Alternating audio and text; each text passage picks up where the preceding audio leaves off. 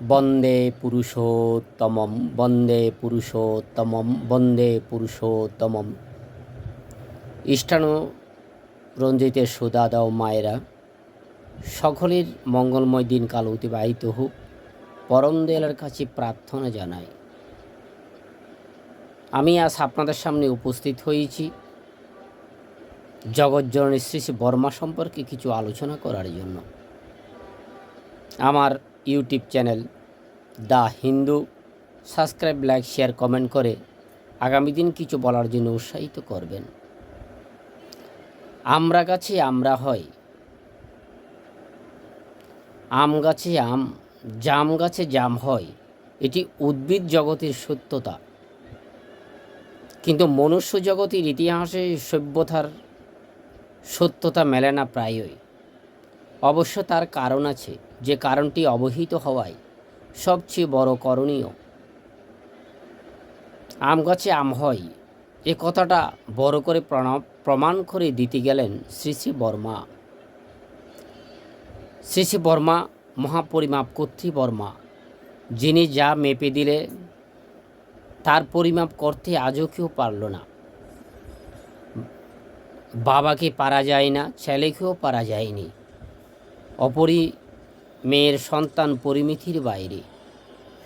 পৃথিবীর কটি মা এমনভাবে মেপে দিতে পেরেছেন, হাতে গণে গণে তাদের সংখ্যা করতে গেলে কয়েকটা গণে থেমে যেতে হয়। 1 2 3 4 5 6 এর বেশি নয়। কৌশল্যা, কায়েদু, শচী, চন্দ্রমণি, মনমোহিনী, ষোড়শীবালা, কিন্তু শাশুড়ি ও বধূমাতা এক গড়ে দুজন খুঁজলে কোথাও পাবে না। ঘুরে দেখুন ত্রিভুবন, এই জুটির তুলনা নেই, তুলনা নাহিরে। শ্রী শ্রী বর্মা সবচেয়ে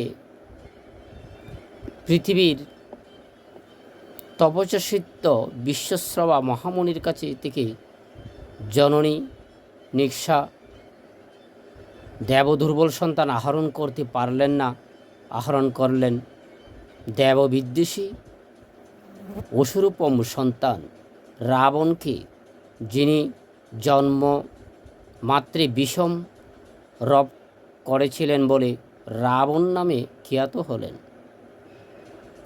আর দৈত্যরাজ হিরণ্যকশ্যপুর কাছ থেকে জননী কয়াদু নিজস্ব প্রতিভা কৌশলে আহরণ করে নিলেন ভক্তশ্রেষ্ঠ দেব দুর্লভ সন্তান শ্রী প্রহ্লাদকে। এই আহরণী শক্তি যার যত বেশি, তিনি মাতৃত্বে তত বেশি প্রাজ্ঞ, তার বড়ই ঠিক ততখানি। তাই শ্রী শ্রী বর্মা মাতৃত্বেরও বরত্বের তুলনা নেই। তিনি সকলের বর্মা, সবার চেয়ে বর্মা। শ্রী শ্রী ঠাকুরত্বের সন্ধান সীমা মেলে শ্রী শ্রী বর্মার মধ্যে।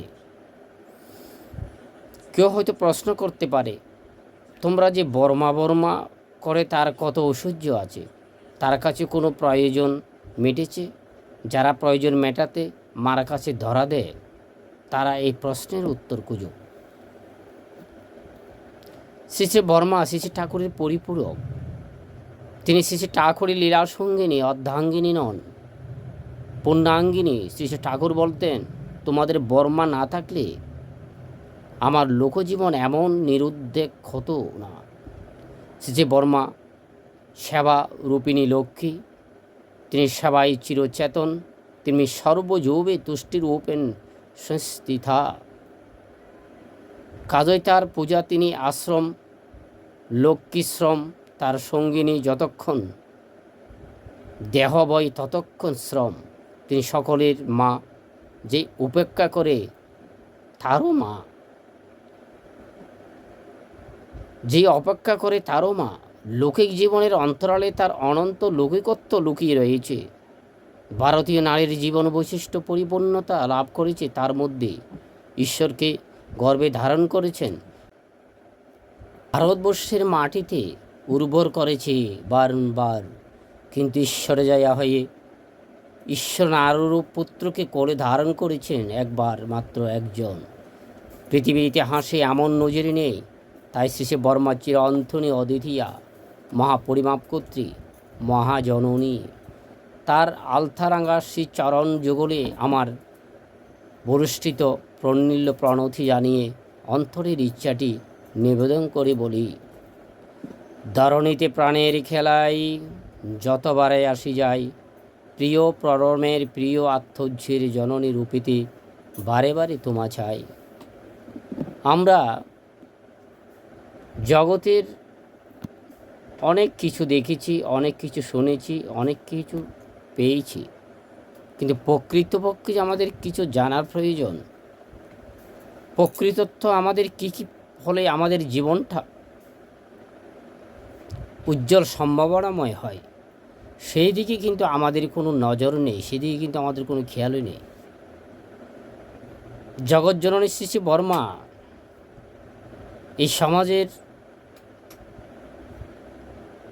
যেই দিক নির্দেশক ছিলেন, সমাজে যে যে দিক নির্দেশনা দিয়েছেন, নারীর মধ্যে যে কিভাবে নারীর আগামী দিনের ভবিষ্যৎ উন্নয়ন সুপ্রজনন এই তো বিয়ের মূল, যেমন তেমন করে বিয়ে করিস না তো ভুল। স্বামীর প্রতি টান যেমনি ছেলেই জীবন পায় তেমনি, সেটা কিন্তু শ্রী শ্রী বর্মা, জগৎজননী বর্মাকে দেখলে, বর্মারকে অনুসরণ করলে আমরা দেখতে পাই। প্রত্যেক মায়ে শ্রী শ্রী বর্মার অনুরূপ হয়ে উঠুক, বর্মাকে অনুসরণ করে আগামী দিনের আলোকিত জীবন অতিবাহিত করুক। পরম দয়ালের কাছে প্রার্থনা জানিয়ে আজকে এই ক্ষুদ্র প্রয়াস আপনাদের কাছে প্রকাশ করলাম। আপনারা YouTube channel the Hindu subscribe করে আগামী দিন কিছু বলার জন্য উৎসাহিত করবেন। জয় গুরু।